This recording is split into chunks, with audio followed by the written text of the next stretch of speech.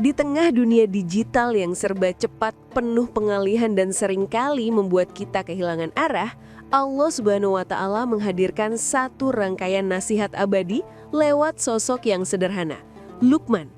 Bukan seorang nabi, bukan tokoh besar, tapi seorang ayah yang diberi hikmah.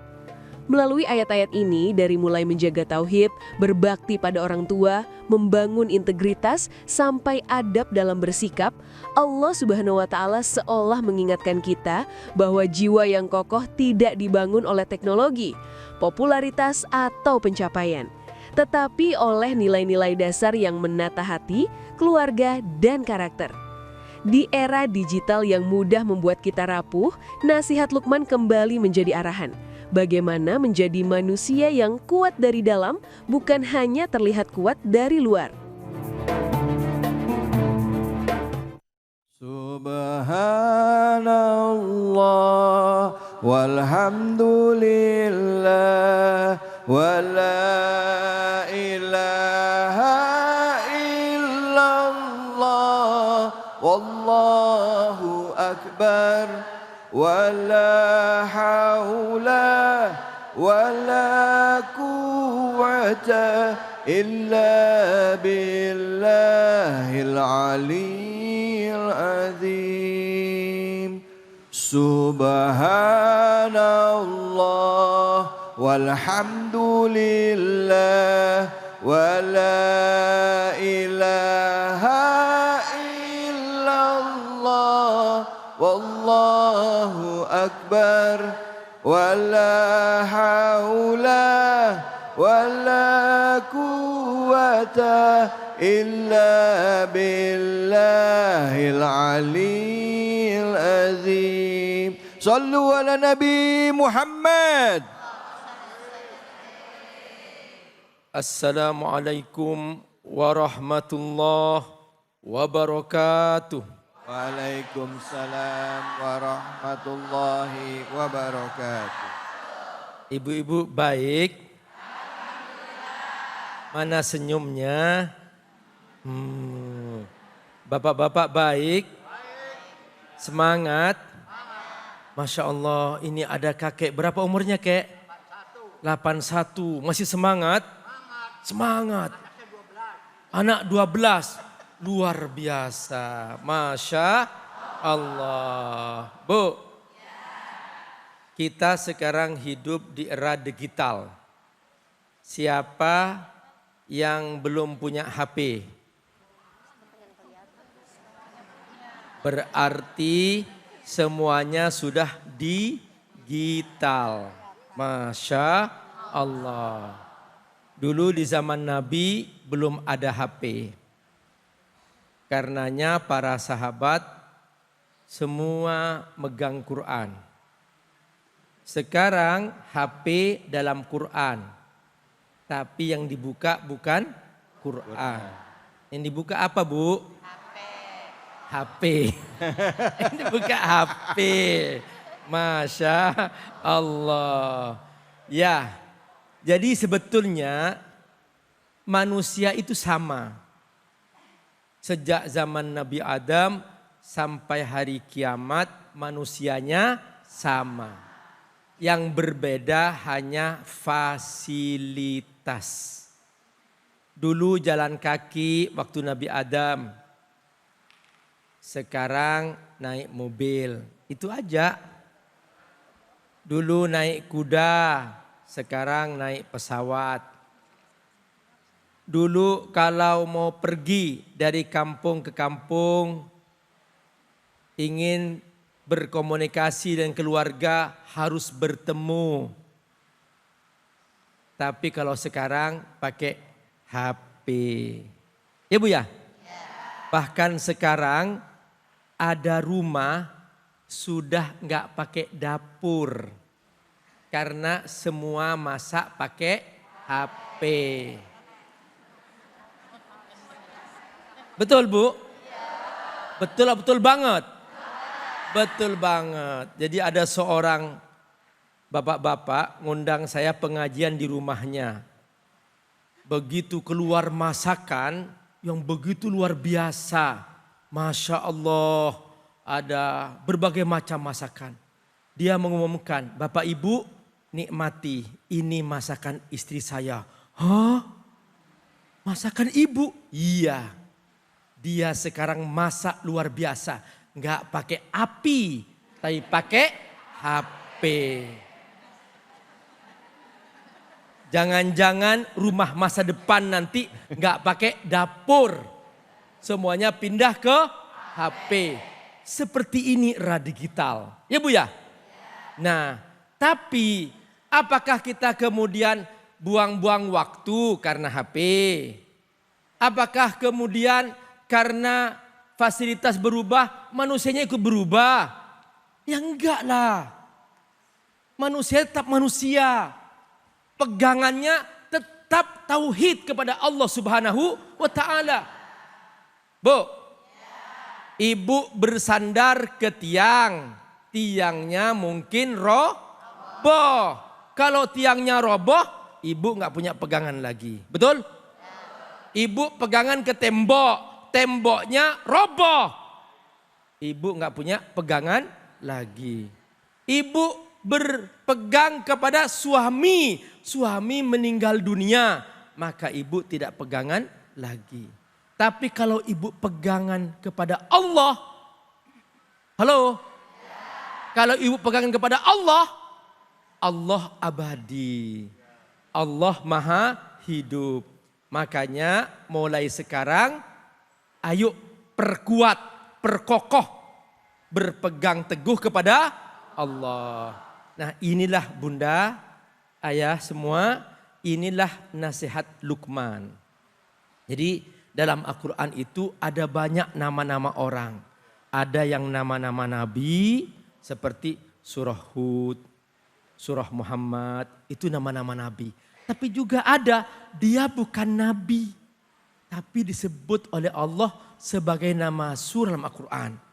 Kalau yang perempuan surah apa? Maryam. Maryam bukan nabi. Kalau yang laki-laki surah apa? Surah Luqman. Jadi Luqman punya hikmah yang luar biasa. Hikmah itu dia semacam inspirasi kebenaran yang Allah berikan kepada siapa yang Allah cintai. Dan setiap kata-kata hikmah selalu benar. Dia tidak pernah bertentangan dengan fitrah manusia. Dan dia tidak bertentangan dengan iman kepada Allah Subhanahu wa ta'ala. Nah, Luqman oleh Allah diabadikan dalam Al-Quran. Dengan nasihat-nasihatnya. Luqman tampil sebagai seorang ayah. Pak, sempatkan lihat anak.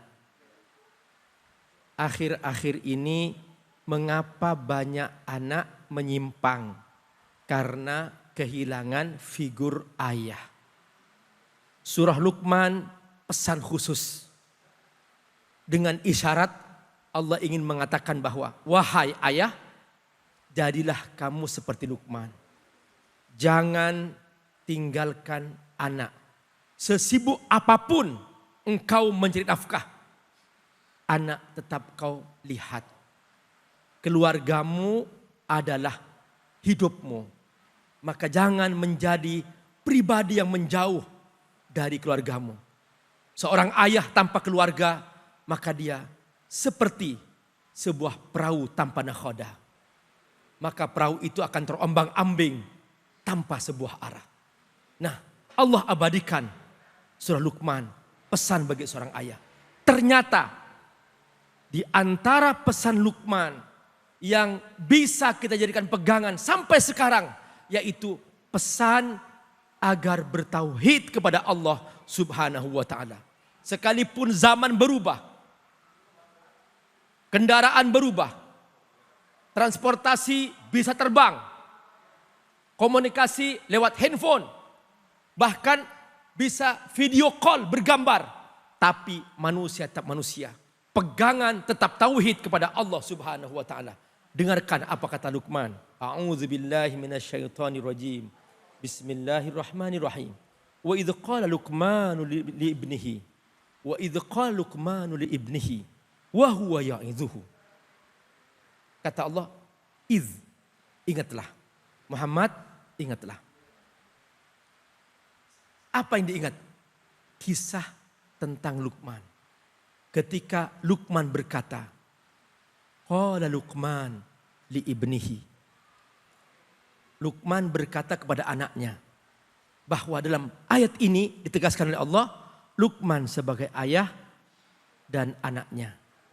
Anaknya waktu itu belum beriman. Karenanya oleh Luqman dinasihatin jangan berbuat syirik. Bentuk pesan Luqman sebuah nasihat. Bahasa Arabnya nasihat mau'idhah. Dari kata wa'adhah ya'idhu. Karena itu Allah menyebutkan wa huwa ya'idhuhu. Luqman memberikan nasihat. Artinya seorang ayah kalau berpesan, pesanlah untuk nasihat. Mau'idhah adalah nasihat yang diungkapkan dengan hati. Bukan marah-marah. Bukan emosi. Tapi dengan hati. Semua kata yang diucapkan dengan hati, dia akan masuk ke hati. Suami akan dicintai oleh istri ketika setiap kata-katanya bermula dari hati. Istri akan dicintai oleh suami ketika kata-katanya bermula dari hati. Oleh karena itu, kata mau'idhah, wa huwa ya'idhuhu. Ini bukti bahwa Luqman menyampaikan sebuah nasihat dengan hati. Yang kedua, di antara makna mau'idhah adalah dia menyampaikan pesan dengan serius, dengan sungguh-sungguh. Supaya khusyuk. Karena nasihat yang disampaikan dengan khusyuk, maka dia akan membuat seorang anak bisa berubah. Seorang yang mendapatkan nasihat itu akan berubah. Wa huwa ya'idhuhu. Apa kata Luqman? Ya bunayya, wahai anakku sayang. Kata bunayya, ini pesan panggilan sayang. Jangan biasakan panggil nama, Bu. Namanya Ali, Ali, sini sini. Panggil, wahai anakku, sayangku, panggil. Jadi itu sentuhan hati. Bu, ibu kalau dipanggil suami, namanya Najiha, Jehe. Enak enggak? Ya. Kalau dipanggil cantik. Beda kan? Beda. Makanya Allah ngajarin cara manggil. Ya bunayya, wahai anakku sayang. Apa pesannya? La tusyrik billah. Jangan berbuat syirik. Kenapa? Karena setiap kemusyrikan adalah kezaliman yang agung. Inna syirka la zulmun azim. Kenapa?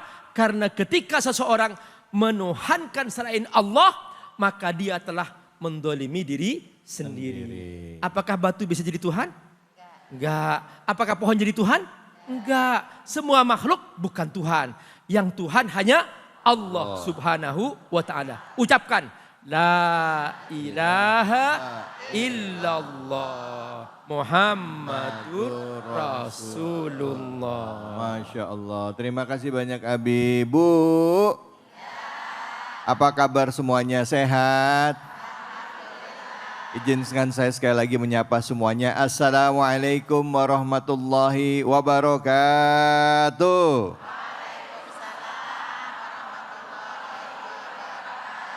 Alhamdulillah hari ini kita dapat kembali lagi silaturahim dalam program kesayangan kita Cahaya Hati Indonesia. Dan tadi kita sudah menyimak kajian bersama dengan guru kita yaitu Al-Mukarram Abi Amir Faisal dengan temanya membangun jiwa yang kokoh di era digital. Bu, tadi yang dibahas surah apa? Surah Luqman ayat berapa? Ada yang dengar saya menyebutkan surat Al-Luqman, nggak pakai al. Gak pakai al, surah Luqman. Luqman. Surah Luqman surah keberapa Bu? 13. Oh ayatnya ayat ke-13. Surah keberapa saya tanya. Mak-mak masuk kayak gitu menyamber ayat surah ke-30. 31. Dibalik ya, 13, 31. Surah Luqman itu surah ke-31 dalam Al-Quran. Yang tadi sudah kita bahas ayatnya. Tadi Luqman mengingatkan kepada anaknya untuk tidak berlaku syirik kepada Allah. Ya, artinya tidak mensyarikatkan Allah. Ya. Nah silakan setelah kita dengar ada yang mau nanya nggak? Angkat tangannya yang mau nanya silakan. Ya, nama pertanyaannya. Ya, sambil berdiri Ibu boleh?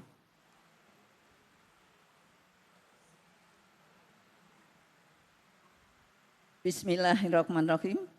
Assalamualaikum warahmatullahi wabarakatuh.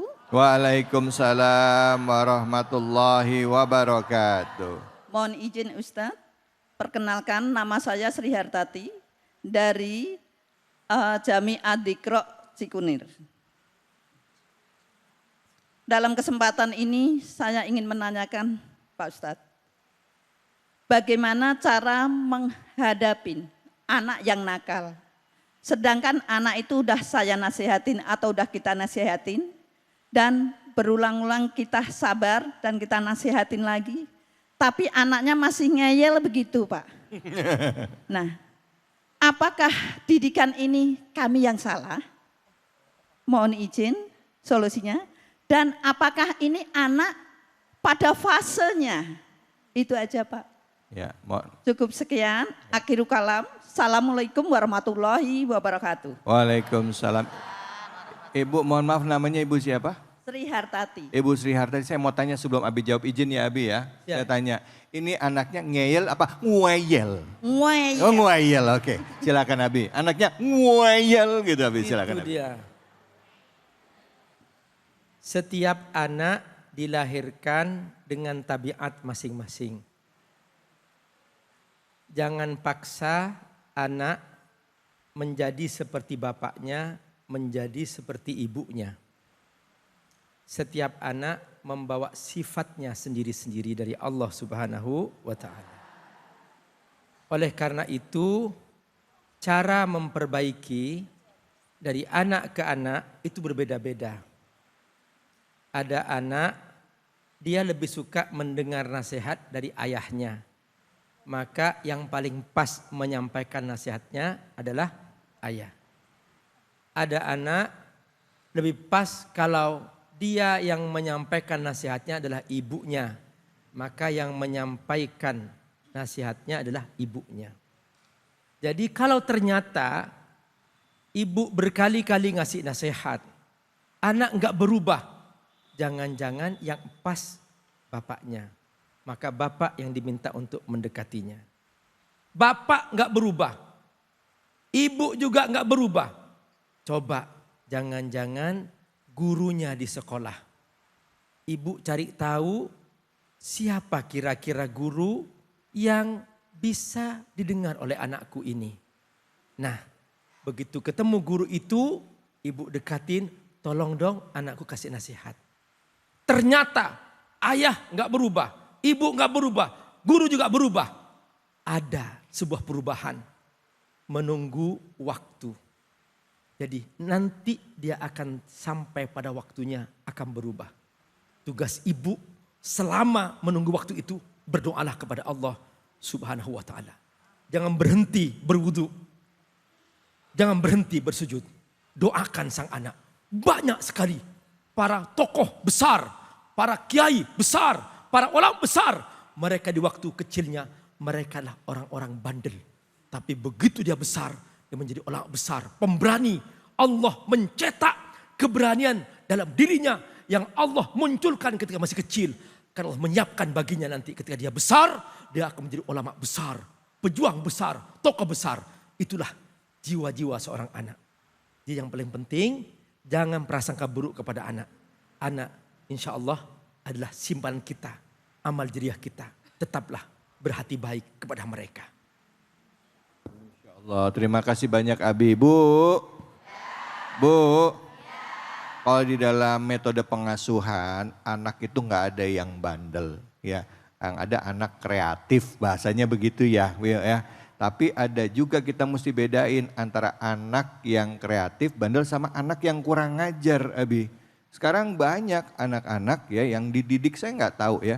Ini kurang ngajar sikapnya terhadap guru, terhadap orang tua. Ini yang harus jadi PR kita ya Abi ya. Benar. Karena kalau bandel itu kreatif mungkin ya, tapi kalau kurang ajar itu didikan kita, didikan akhlak orang tua. Tapi nanti kita bahas. Bandel itu out of the box. Out of the box ya, itu bandel itu mungkin kreatif. Tapi kalau kurang ajar, ini nanti kita bahas lebih banyak ya, lebih dalam lagi. Kita akan bahas surat Luqman. Bagaimana Islam mengajarkan orang tua untuk mendidik anak-anaknya. Hanya di sini, di Cahaya Hati Indonesia.